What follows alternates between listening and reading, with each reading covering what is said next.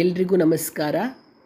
ಅಧಿಕ ಮಾಸದ 33ನೆಯ ದಿವಸ ಶ್ರೀಪತಿಯ ಆರಾಧನೆಯನ್ನು ಮಾಡಲಾಗುತ್ತೆ. ಶ್ರೀಪತಿ ವಷಟ್ಕಾರನ ಅಂತರ್ಯಾಮಿ ರೂಪ. ಶ್ರೀಪತಿ ಅಂತಂದರೆ ಲಕ್ಷ್ಮೀಪತಿ. ಶ್ರೀ ಅಂದರೆ ಲಕ್ಷ್ಮೀಪತಿ ಅಂದರೆ ಒಡೆಯ, ಲಕ್ಷ್ಮಿಯ ಒಡೆಯನಾಗಿರ್ತಕ್ಕಂತಹ ಶ್ರೀಪತಿಯನ್ನು ಆರಾಧನೆ ಮಾಡಲಾಗುತ್ತೆ. ಶ್ರೀಪತಿಯ ಆರಾಧನೆಯನ್ನು ಮಾಡಿ ದೇವರ ಮೇಲೆ ಮಣೆಯ ಮೇಲೆ ರಂಗೋಲಿ ಬರೆದು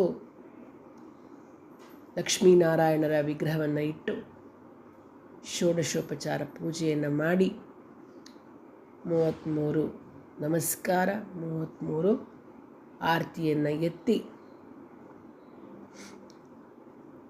ಮುತ್ತೈದೆಗೆ ಬಾಗಿನವನ್ನು ಕೊಡ್ತಕ್ಕಂಥದ್ದು. ಇಲ್ಲಿಗೆ ಅಧಿಕ ಮಾಸದ 33 ದಿವಸಗಳ ಪೂಜೆ ಸಮಾಪ್ತವಾಗತಕ್ಕಂಥದ್ದು.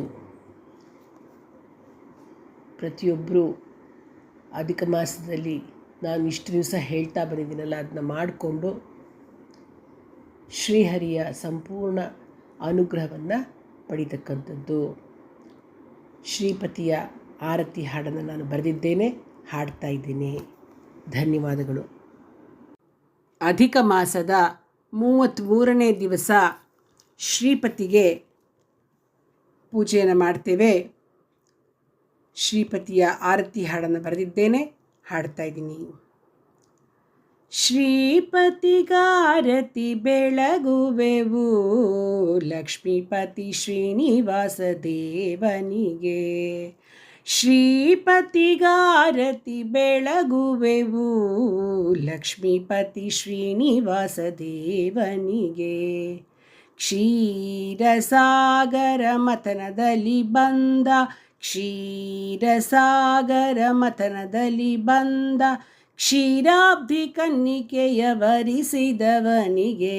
ಕ್ಷೀರಾಬ್ಧಿ ಕನ್ನಿಕೆಯ ವರಿಸಿದವನಿಗೆ ಶ್ರೀಪತಿಗಾರತಿ ಬೆಳಗುವೆವು ಲಕ್ಷ್ಮೀಪತಿ ಶ್ರೀನಿವಾಸ ದೇವನಿಗೆ.